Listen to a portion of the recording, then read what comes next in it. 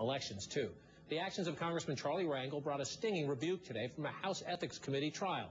Guilty on 11 of 12 counts, ranging from tax evasion to unethical use of government letterhead and mailing privileges. Rangel, not too long ago, was among the most powerful members of Congress. Now, he faces possible expulsion.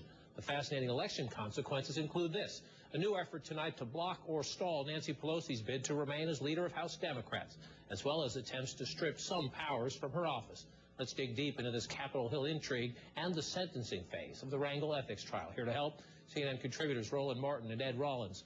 Congresswoman Barbara Lee of California. She's the chairwoman of the Congressional Black Caucus. CNN senior political analyst Gloria Borger and senior congressional correspondent Dana Bash. Congresswoman, let me begin with you. Charlie Rangel, among the most long-standing, if not the longest-standing member of your caucus. Here's what the subcommittee said today. Among the charges, failure to pay taxes on vacation homes, political use of a rent-controlled apartment, improper use of government mail service and letterhead.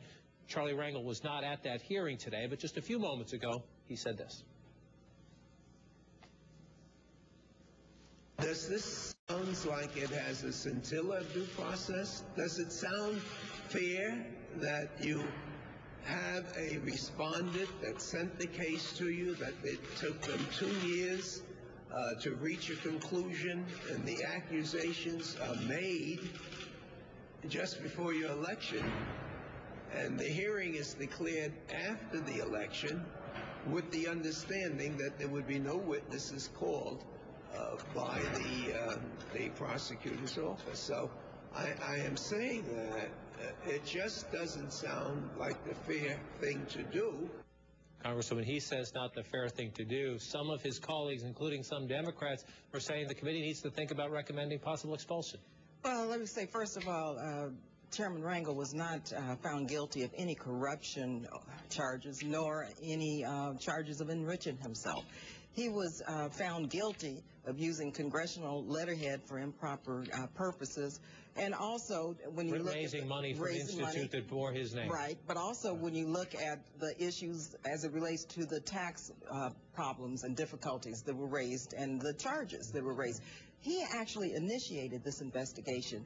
He hired a forensic accountant to go over all of these records. After news reports raising questions about his private. He was the man in charge of the committee that wrote. But he also repaid the IRS. And let me just say, it's too early to say what is going to happen next steps, but I hope that fairness and justice prevails. And when you look at what he was found guilty of in terms of not found guilty of corruption charges, he was not found guilty of enriching himself, the punishment should be appropriate to what he was found guilty of. What should that be?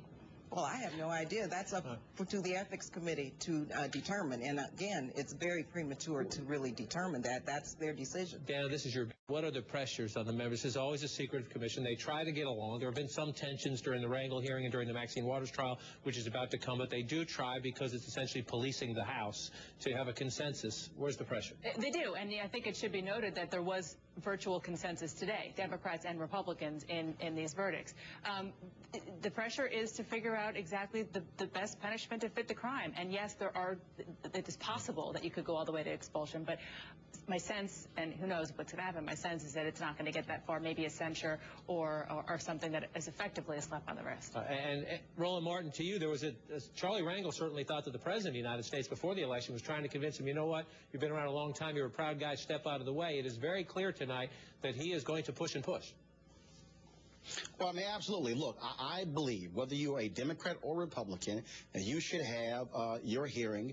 You should allow for the information to come out. I don't believe in premature resignation until, frankly, it has been decided. And so the Ethics Committee, they have decided this. I mean, the reality is that Congressman Rangel had an opportunity to be able to present his legal defense.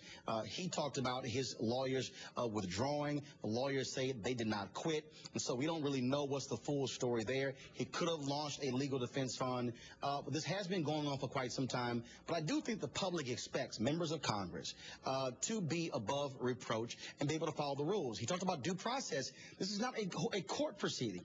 This is the House where they have their own rules that are separate, frankly, from what you would expect in a courtroom. Go ahead, Rollins. What should happen? You know, he's been obviously tried by his peers. This is their rules. I like Charlie Rangel. I've been a friend of his for 30 years, as has most Republicans. He's a beloved figure on the Hill, but clearly he violated, at least his fellow members thought he violated whatever the rules are, and whatever is appropriate. I don't think they should throw him out of Congress. He was just reelected. I think a letter of or something like that is just fine. You know, at the end of the day, you've got to have rules, and you basically got to enforce the rules. All right, we'll watch what happens on that one. The House Democrats are supposed to meet tomorrow, correct, to move on your leadership. The Congressional Black Caucus was silent on the question of whether Nancy Pelosi should stay on as your leader. Would you like a change? We were not silent. Let me just say, as we speak, we're discussing with Speaker Pelosi the entire leadership team. What makes sense in terms of moving forward to ensure that jobs are created for the country and that the economic recovery becomes real in so many. You're not happy with the way this has been handled? Do you think Mr. Clyburn should be the number 2, not the number 3? Let me say, we have worked with Mr. Clyburn. We're working on his new leadership position as assistant leader. That portfolio is being developed, and we're going to move forward with consensus on a leadership team that's going to be able to challenge the Republicans in terms of them, in terms of their attempts, for example, to privatize Social Security.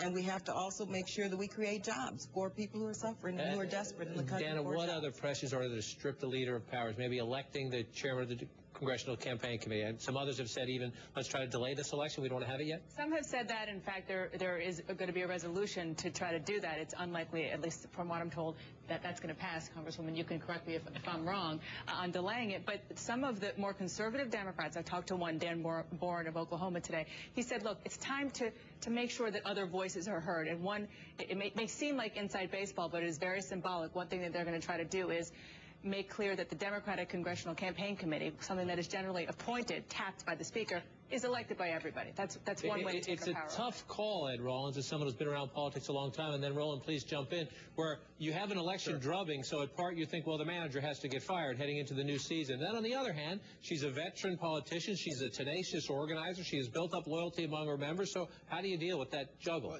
Well, she's no longer the House. She's the leader of the Democrats, and if they choose to make her the leader, obviously she can move forward. I think that from our perspective, we're happy to have her. We're happy to have the entire leadership team back again. And we don't care whether they elect or don't elect. If you basically lose 60 seats, doesn't matter whether you're elected or appointed. At the end of the day, I think the key thing here is you've got 3 men over 70 years of age. You're not reaching out to the new generation, either women or Hispanics or what have you. And I think that's very important long-term for the party. But, John, the real issue, though, is of the folks who say they want to be in the leadership, how have they led? Where have they been? And they can always say, well, you know what, you had Pelosi, Hoyer, and Clyburn at the top. But also, you have to prove that you have the ability to be able to fight the opposition, that you have the ability to raise money, to galvanize your members over the next couple of years. And so it's easy for somebody to say, you know, like Heath Shuler, you know, I'll throw my hat in the ring, you know, but again, you have to show yourself over the last 2 or 4 years, as opposed to saying, hey, me, as opposed to the person who knows how to lead. The key is, can somebody drive the agenda and lead the opposition? That's the real issue. Pelosi's point. Nancy Pelosi's point is that she was the target because she raised the most money and because she was the most effective. But I'm not hearing a ringing endorsement from you or from the moderates. No, but let me just say, we have unified around, at least we're working with the Congressional Black Caucus in terms of unifying around Speaker Pelosi. Sounds like you want a bigger portfolio for Mr. Clyburn. We said that last night. We met last night. We want to make sure that the portfolio is what it should be, and that is this. Mr. Clyburn is very effective with moderates. He's very effective in rural communities. He comes from South Carolina. He knows urban area.